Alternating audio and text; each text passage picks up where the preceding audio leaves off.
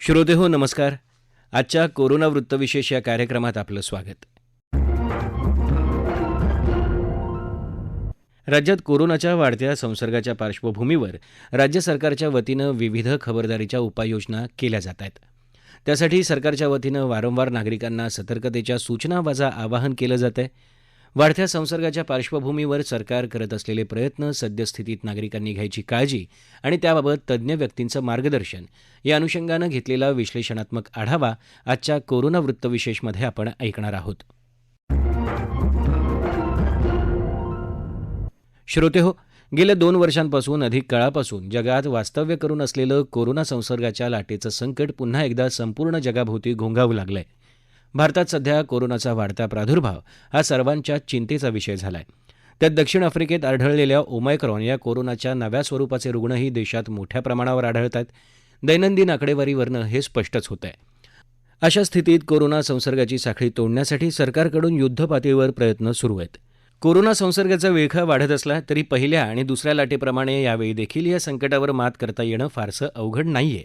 त्यासाठी शासकीय स्तरावर होत असलेल्या प्रयत्नांना नागरिकांचा प्रतिसाद आणि सहकार्य लाभणं हीच गरज आहे.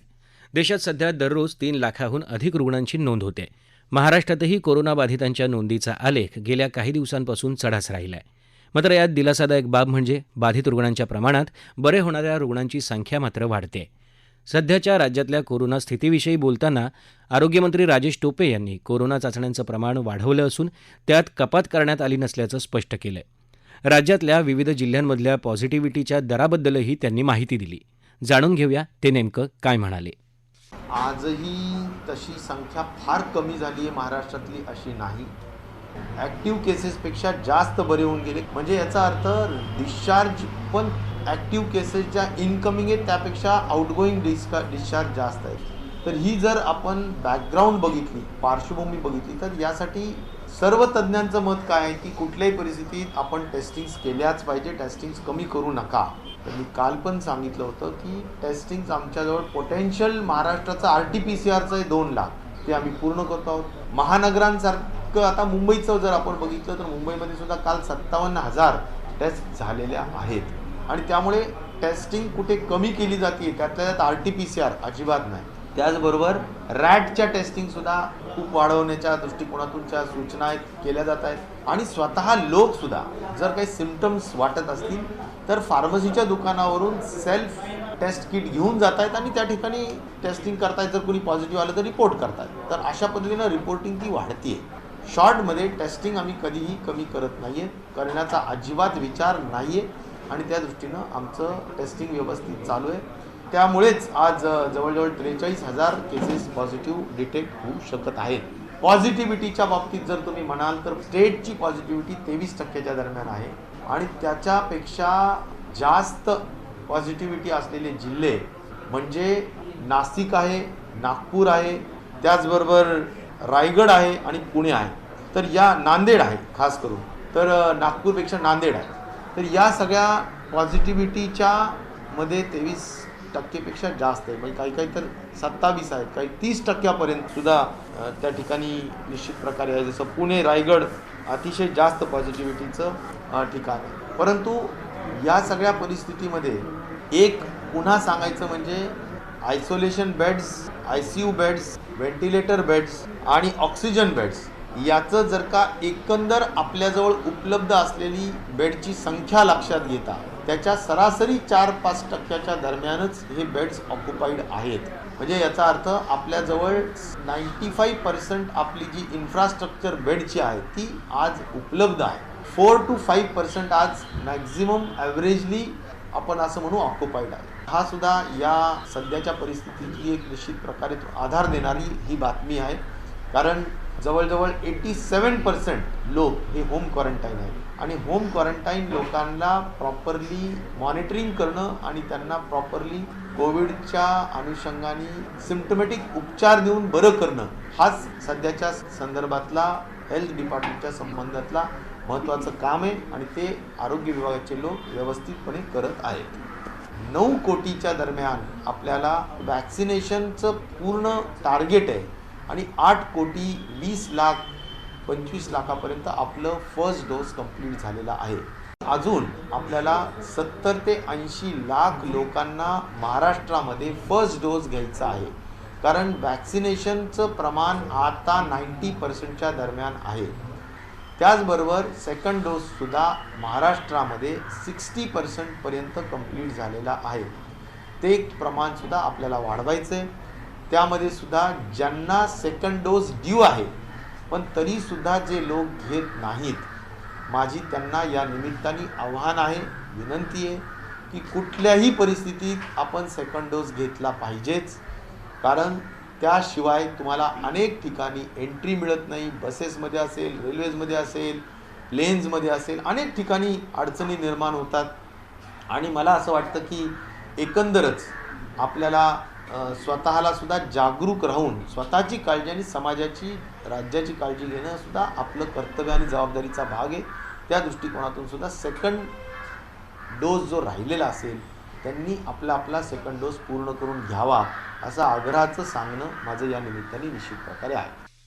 श्रोते हो, सध्या कोरोना संसर्गाचं प्रमाण वाढत असलं तरी त्यामुळे नागरिकांनी घाबरून न जाता कोरोना प्रतिबंधात्मक उपाययोजनांचा अवलंब करून सर्व पथ्य आणि नियमावलीचं पालन करणं आवश्यक आहे. सध्या अगोदरपासून व्याधी असलेल्या रुग्णांनी या काळात विशेष काळजी घेणं गरजेचं आहे. खास करून हृदयरोगानं त्रस्त असलेल्या नागरिकांनी त्यांना कोणत्याही स्वरूपाचा त्रास जाणवला तर त्वरित डॉक्टरांशी संपर्क साधावा आणि उपचार करून घ्यावा. याबाबत हृदयरोग तज्ज्ञ डॉक्टर नागेश वाघमारे यांनी केलेलं मार्गदर्शन ऐकूया. या कोविडच्या तिसऱ्या लाटेमध्ये हार्टच्या आजाराने जे रुग्ण ग्रस्त आहेत त्यांनीसुद्धा व्यवस्थित काळजी घेतली पाहिजे. आपले औषधं जे आम्ही दिलेले असतात ते व्यवस्थित रेग्युलरली घ्या, बंद करू नका. कोविडमध्ये जे ट्रीटमेंट करण्यासाठी औषधं वापरतात त्याचा आणि हार्टच्या आजारातल्या औषधांचं काही इंटरॅक्शन नाही. त्याच्यामुळं हे सेफ आहे. दोन्ही औषधं कंटिन्यू ठेवा गरजेनुसार. आणि काही अडचण असेल कन्सल्टेशनद्वारे तुम्ही डॉक्टरांच्या कॉन्टॅक्टमध्ये राहा. मुख्यतः आपल्याला दम लागणे, छाती दुखणे, थकवा, घाम अशा प्रकारच्या लक्षणावर लक्ष ठेवावं लागेल. असं काही वाटलं तर आम्हाला तात्काळ कळवा. जवळच्या सेंटरमधून ECG करा, जेणेकरून आपल्याला हार्टच्या आजाराची परत लागण आहे की नाही ते खात्री करून त्याची ट्रीटमेंट करण्यासाठी योग्य दिशा मिळेल. श्रोते हो, कोरोनाची तिसरी लाट सुरू झाली असून कोरोनाच्या वाढत्या रुग्णांसोबतच सध्या बदलत्या हवामानामुळे ताप, सर्दी, खोकला यासारखे आजारही बळावत आहेत. सध्याची ही स्थिती लक्षात घेऊन नागरिकांनी डॉक्टरांचा सल्ला घेऊन आवश्यक ती खबरदारी घेणं आवश्यक बनलंय. याविषयी अधिक मार्गदर्शन करतायत जे रुग्णालयाचे डॉक्टर मधुकर गायकवाड. आपण पाहता की सगळीकडे आता ओमिक्रॉनची जे कोविड-19 तिसरी वेव्ह सगळ्या आपल्या देशामध्ये पसरलेली आहे, ज्याच्यामध्ये बरेच रुग्ण आता आपल्याला आढळून येत आहेत. जरी टेस्टिंग जरी पॉझिटिव्ह आली आणि मग फक्त सिंगल डे फीवर आहे, बॉडी पेन, विकनेस आणि सर्दी, खोकला असे हे याच्यामध्ये लक्षण सध्या आढळून येत आहे. आणि याच्यानंतर टेस्ट केल्यानंतर काही पेशंट्स सगळ्यांनाच ॲडमिट करण्याची काही गरज नाही. बऱ्याच आपल्या न्यू गाईडलाईन्सनुसार त्यांना होम आयसोलेशनमध्ये सुद्धा आपण ठेवलेले आहे. तर होम आयसोलेशनमध्ये असताना सुद्धा आपण डॉक्टरांच्या अंडरमध्येच ट्रीटमेंट घेणं आणि त्यांच्याशी कन्सल्टिंग करणं खूप गरजेचं आहे. आणि अशा वेळेस आपण जसे काय फिवर असेल तर पॅरासिटामॉल्स आणि अँटीहिस्टामिनिक्स वगैरे घेतले, कफ सिरप घ्यायला पाहिजे. आणि आपलं डाएट, आपली प्रतिकारशक्ती चांगली ठेवण्यासाठी जेवण आणि फ्रूट्स, व्हेजिटेबल्स, विटॅमिन्स असे असलेले सगळं जेवणामध्ये तुम्ही याचा समावेश करायला पाहिजे. आणि जे काही अँटीव्हायरल्स आपल्याला नवीन गाईडलाईन्सनुसार दिलेले आहे ते डॉक्टरांच्या ॲडवाईजने घेतलं तर नक्कीच असे 5 ते 6 दिवसामध्ये आपण पाहतो की पेशंट चांगले रिकवर होत आहेत. आणि ह्याच्यामध्ये मॅक्झिमम आपण जर बघितलं तर चांगली रिकव्हरी पर्सेंटेज वाईज आहे, चांगलीच आहे. आणि जे काही कॉम्प्लिकेशन्स किंवा 60 इयर्स आहे, कोमॉर्बिड आहेत, यांनी थोडं फक्त चांगली काळजी घेतली पाहिजे. आणि ज्यांनी काही लसेस वगैरे घेतले आहेत, फर्स्ट किंवा सेकंड डोस, आता आपण बूस्टर डोसचं सगळीकडे चालू आहे, तर बूस्टर डोससुद्धा त्यांनी घेतला असं कारण फर्स्ट आणि सेकंड आणि बूस्टर डोसपर्यंत जरी बघितलं तर आपण बरेच पेशंटचं इन्फेक्टिव्ह रेट कमी आहे या वॅक्सिन घेतल्यानंतर आणि त्याची मॉर्टॅलिटीसुद्धा कमी आहे. तर सगळ्यांनी मला म्हणायचं स्वतःची काळजी घ्या आणि डॉक्टरांशी कन्सल्टंट करून आपलं आरोग्य चांगले ठेवा. श्रोते हो, कोरोनाच्या संकट काळात नागरिकांनी घाबरून न जाता त्याचा धैर्यानं सामना करणं गरजेचं आहे. सध्या कोरोनाबाधितांची संख्या वाढत असल्याचं दिसत असलं तरी कोरोना व्यतिरिक्त अन्य आजार झालेल्या रुग्णांची संख्याही वाढतेय हेही दिसतंय. नागरिकांनी कोणत्याही स्वरूपाची लक्षणं दिसली तर स्वतःला विलगीकरणात ठेवून डॉक्टरांचा सल्ला घेऊन त्यानंतरच आवश्यक औषधोपचार करणं गरजेचं आहे. याविषयी KM रुग्णालयाच्या डॉक्टर संगीता रावत यांनी केलेलं मार्गदर्शन जाणून घेऊ. समय के जो सिम्टम्स है, थोड़ा सा बुखार आता है, खांसी सर्दी, तो घर पे रह सकते हैं, बट अपने एक रूम में आइसोलेट कर लो और अपना जो फूड और वो है वो आइसोलेट करके अपने ही रूम में रखो, कपड़े वगैरह। और दूसरे लोगों को जो कभी भी आप मिलते हो तो मास्क और सोशल डिस्टेंसिंग रख के, ना मिलो तो अच्छा है, मगर कुछ इमरजेंसी में मिलो तो इतना तो ख्याल रखना ही है। बाकी जो लोगों को एक्सपोजर है उनका टेस्टिंग करा लो, और अगर उनको है सिम्टम्स तो जो सिम्टोमेटिक डॉक्टर्स जो दवाई देते हैं वो दवाई चालू कर दो। माइल्ड सिम्टम्स है, इसलिए पैनिक होने की जरूरत नहीं है, but at the same time आपको विजिलेंट रहना है, क्योंकि उसके बुखार जब बढ़ जाते हैं तो ट्रीटमेंट लेना पड़ता है। कभी उसमें से ज़्यादा इन्फेक्शन हो जाए या फिर आपके कोई दूसरी आपको कोमॉर्बिडिटीज हो, तो वो सब के लिए आपको थोड़ा विजिलेंट रहना ही है। So the symptoms are like a mild flu, but you have to be very careful because this can sometimes worsen into few percentage of patients. श्रोते हो, कोरोनाच्या तिसऱ्या लाटेत नागरिकांनी घाबरून न जाता जास्त सावधगिरी बाळगणं आज गरजेचं झालंय. सरकारच्या वतीनं लागू करण्यात आलेल्या निर्बंधांचं पालन करण्यासोबतच सर्व नागरिकांनी कोरोना प्रतिबंधक लसीच्या दोन्ही मात्रा घेणं, आपली प्रतिकारशक्ती अधिक चांगली व्हावी यासाठी दैनंदिन आहारात देखील बदल करणं गरजेचं झालंय. याविषयी मुंबईतल्या जे रुग्णालयाचे अधीक्षक डॉक्टर संजय सुरासे यांनी केलेलं मार्गदर्शन ऐकूया. जे साधारण कोविड पॉझिटिव्ह येतात नवीन व्हेरियंटनी, ओमिक्रॉन व्हायरसनी, तर त्यांना कॉमन कोल्डचे लक्षणं आढळतात आणि शक्यतो कॉमन कोल्डच्या केसेस आपण होम आयसोलेशनसाठी ॲडवाईज करतो. ज्यांच्या घरी अटॅच टॉयलेट, बाथरूम आणि एक अवेलेबल ॲडिशनल रूम आहे, तर त्यांनी तसं त्या पद्धतीने होम आयसोलेशन करावे किंवा राहावे.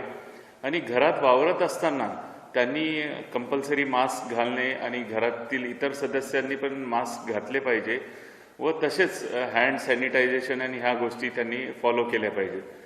आणि याच्यात आहाराबद्दल जर सांगणं झालं तर आहार हा चांगल्या पद्धतीचा असला पाहिजे, शुद्ध व सात्विक हाय प्रोटीन डाएट असलेला, फ्रेश व्हेजिटेबल्स खाल्ल्या पाहिजेत.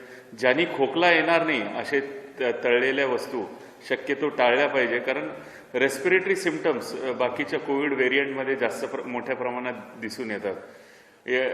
अशा प्रकारची काळजी घेतली तर तुमची इम्युनिटी नक्कीच चांगली राहील. जर स्वतःची काळजी घेतली नाही तर तुम्हाला दुसऱ्या विषाणूची पण लागण होऊ शकते आणि सेकंडरी इन्फेक्शनमुळे तुम्हाला त्रास होऊ शकतो आणि त्याच्यामुळे हॉस्पिटलायझेशनची गरज भासू शकते. श्रोते हो, कोरोनाची दुसरी लाट संपली असं वाटत असतानाच आता पुन्हा कोरोनाबाधित रुग्णांची संख्या वेगानं वाढू लागली आहे.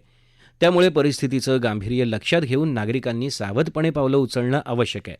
कोरोना संसर्गाची साखळी तोडण्यासाठी शासनाच्या वतीनं जारी करण्यात आलेल्या निर्बंधांचं काटेकोर पालन करणं आणि विविध कोरोना प्रतिबंधक उपाययोजनांना सहकार्य करणं ही आपली जबाबदारी आहे. श्रोते हो, याबरोबरच आजचा कोरोना वृत्तविशेष हा कार्यक्रम संपला. हा कार्यक्रम आकाशवाणी मुंबईच्या प्रादेशिक वृत्त विभागानं सादर केला. सादरकर्त्या भावना गोखले, निर्मिती सहाय्य विवेक वानखडे, लेखन आणि समन्वय अपूर्वा बेडेकर आणि चंद्रकांत शिरसाट आणि निवेदन तुषार पवार.